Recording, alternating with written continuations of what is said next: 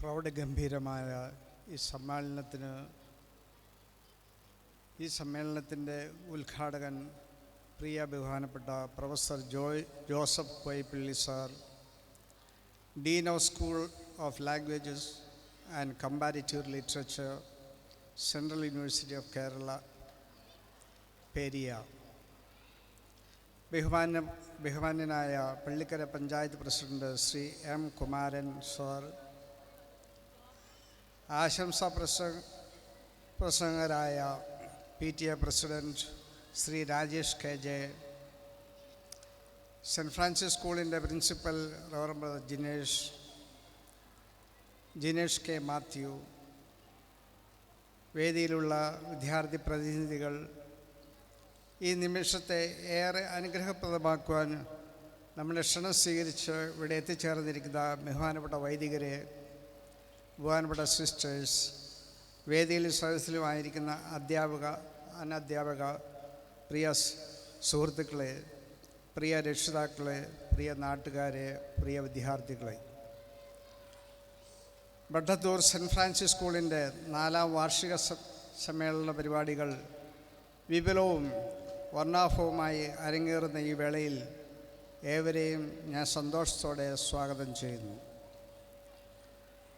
1901 brother പൗലോസ് Morris സ്ഥാപകനായ Franciscan ബ്രദേഴ്സിൻ്റെ CMS സഭ ഇന്ന് ഇന്ത്യയിലും ലോകത്തിൽ വിവിധ രാജ്യങ്ങളിലും വ്യത്യസ്തങ്ങളായ സ്ഥാപനങ്ങൾ ഏറ്റെടുത്ത് നടത്തുകയാണ്. ധാരാളം വിദ്യാഭ്യാസ സ്ഥാപനങ്ങൾ, ഇന്ത്യയിൽ ഏതാണ്ട് 100ഓളം വിദ്യാഭ്യാസ സ്ഥാപനങ്ങൾ ഞങ്ങൾ ഏറ്റെടുത്ത് നടത്തുന്നുണ്ട്. അതിൽ 2018 സ്ഥാപിതമായ നമ്മുടെ ICSE സ്കൂളും വിദ്യാഭ്യാസ മേഖലയിൽ ഒരു മുതൽക്കൂട്ടാണ്.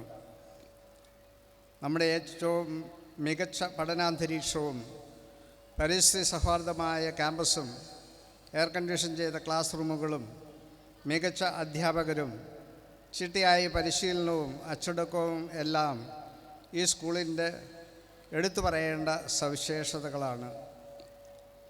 അതോടൊപ്പം സ്കൂളിൻ്റെ വളർച്ചയ്ക്ക് വേണ്ടിയുള്ള PTA സഹകരണവും വളരെ സുദീർഘമാണ്.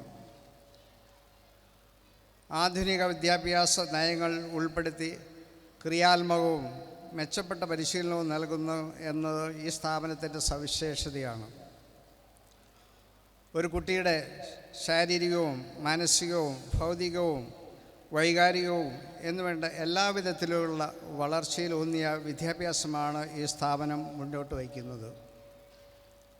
അതോടൊപ്പം ഉയർന്ന വിദ്യാഭ്യാസ സാഹചര്യങ്ങളും തുല്യ വിദ്യാഭ്യാസ രീതികളും ആഗോള പൗരത്വ നയം തുടങ്ങിയവയും ഫ്രാൻസിസ്കൻ സഭയുടെ വിദ്യാഭ്യാസ നയങ്ങൾ ആയി രൂപപ്പെടുത്തിയിരിക്കുന്നു.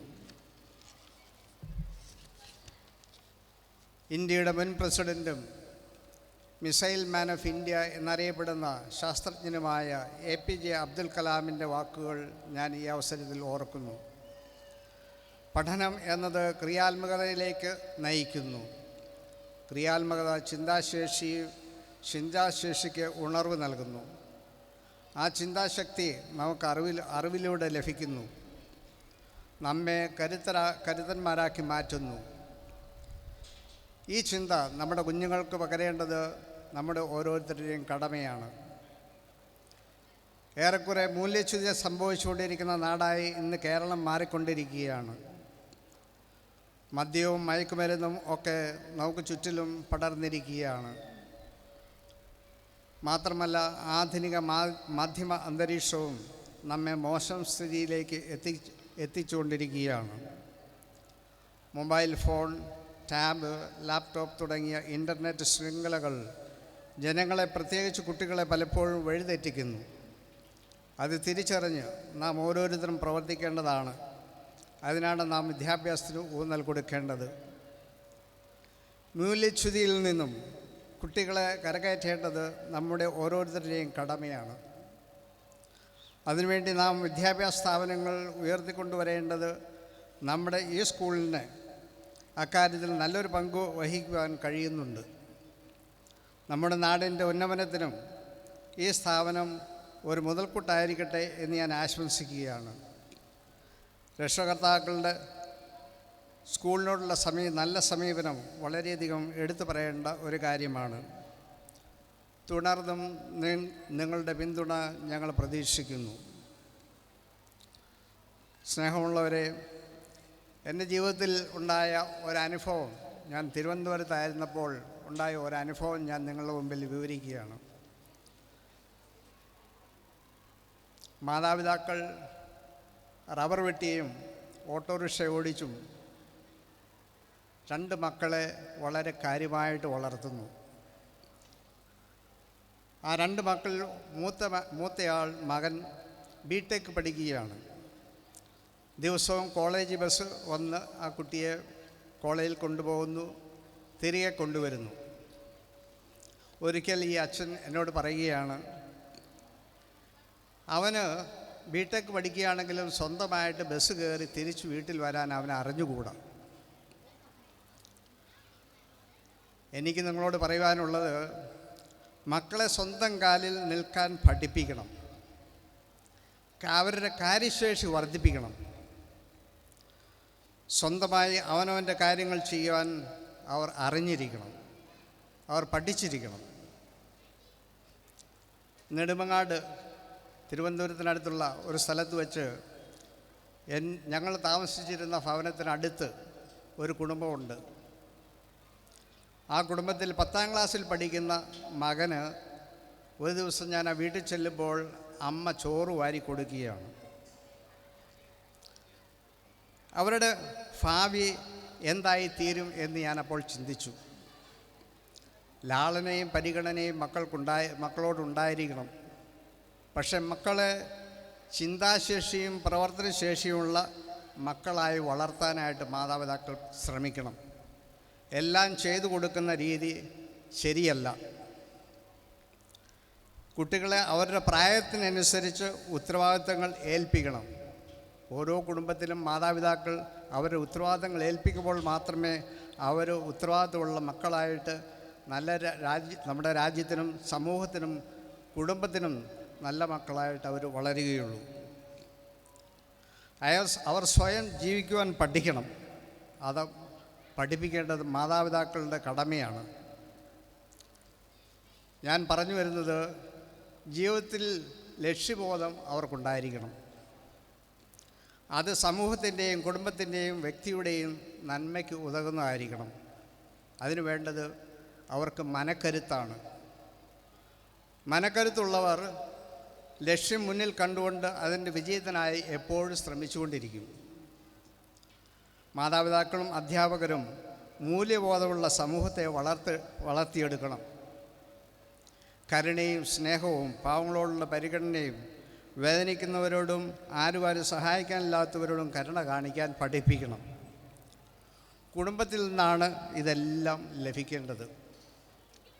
അധ്യാപകർക്ക് ഒരു പരിധിവരെ ചെയ്യുവാൻ സാധിക്കും.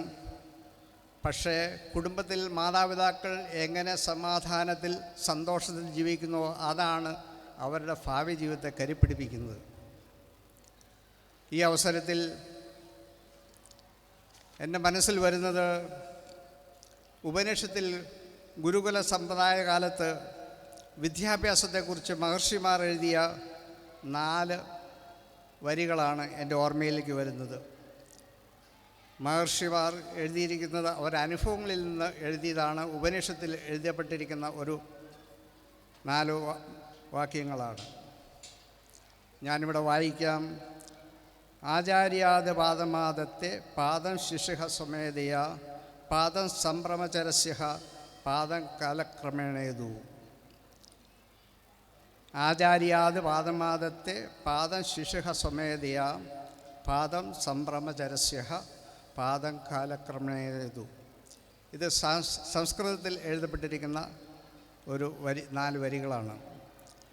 ആചാര്യപാദമാദത്തെ, ആചാര്യ മീൻസ് ഗുരു, പാദം അർത്ഥം 4-1. നാം ഗുരുവിൽ നിന്ന് പഠിക്കുന്നത് കാൽഭാഗം മാത്രമാണ്. അതായത് സ്കൂളിൽ നിന്നും കോളേജിൽ നിന്നും നമുക്ക് ലഭിക്കുന്ന അറിവ് 4-1 മാത്രമാണ്. ഔദ്യോഗിക വിദ്യാഭ്യാസം വഴി ലഭിക്കുന്നത് പൂർണ്ണമായ അറിവല്ല. ഡിഗ്രി ലഭിക്കുന്നത് ഒരു തൊഴിൽ ലഭിക്കുന്നതിന് വേണ്ട ഒരു തയ്യാറെടുപ്പ് മാത്രമാണ്. രണ്ടാമത്തെ ലൈൻ, പാദം ശിശുഹ സ്വമേധയ, 4-1 അറിവ് വിദ്യാർത്ഥി സ്വയം നേടിയെടുക്കണം. അതെപ്രകാരമാണ്? വായനയിലൂടെയും നിരീക്ഷണങ്ങളിലൂടെയും സ്വന്തം അനുഭവങ്ങളിലൂടെയും പഠിച്ചുകൊണ്ടേയിരിക്കണം. മൂന്നാമത്തെ ലൈൻ, പാദം സംഭ്രമചരസ്യഹ, 4-1 അറിവ് നേടേണ്ടത് സ്വന്തം കുടുംബത്തിൽ നിന്നും, മാതാപിതാക്കളിൽ നിന്നും, ബന്ധുക്കളിൽ നിന്നും, സുഹൃത്തുക്കളിൽ നിന്നും, സമൂഹത്തിൽ നിന്നും, പഞ്ചേന്ദ്രിയ അനുഭവങ്ങളിൽ നിന്നും നാം നേടണം. പാദം ശിശുഹ പാദം കാലക്രമേണേതു, 4-1 അറിവ് കാലം കടന്നു പോകുന്നതനുസരിച്ച് പഠിച്ചുകൊണ്ടേയിരിക്കണം. ഈ കാര്യങ്ങളിലൂടെ പറയാൻ കാരണം, മഹർഷിമാർ എഴുതിയിരിക്കുന്ന ഈ 4 വരികൾ, സംസ്കൃതത്തിൽ എഴുതിയിരിക്കുന്ന വരികൾ ഇന്നും പ്രസക്തമാണ്. ഇന്നത്തെ ഈ കാലഘട്ടത്തിൽ നമ്മൾ ഓരോരുത്തരും നമ്മുടെ മക്കളെ വളർത്തേണ്ടത് മൂല്യബോധമുള്ള മക്കളായി, ഉത്തരവാദിത്തമുള്ള മക്കളായി അവർ വളരണം. അവസാനമായി, ഇന്നത്തെ ഈ വാർഷികാഘോഷം വിജയപ്രദമാക്കാൻ ശ്രമിച്ച എല്ലാ സംഘാടകരോടും, അധ്യാപകരോടും അനധ്യാപകരോടും, പ്രത്യേകിച്ച് പ്രിൻസിപ്പലിനോടും മാനേജരോടും PTA അംഗങ്ങളോടും എല്ലാവിധ എൻ്റെ അപ്രീസിയേഷനും കടപ്പാടും നന്ദിയും അറിയിക്കുന്നു. 7ാം ക്ലാസ് വരെ എത്തി നിൽക്കുന്ന ഈ സ്കൂളിന് ഉയർച്ചയുടെ പടവുകൾ കയറാൻ കഴിയട്ടെ എന്ന് ഞാൻ ആത്മാർത്ഥമായി പ്രാർത്ഥിക്കുകയും ഇന്നത്തെ ഈ വാർഷിക ആഘോഷത്തിന് എല്ലാവിധ ആശംസകളും നേരുകയും ചെയ്യുന്നു. നന്ദി, നമസ്കാരം.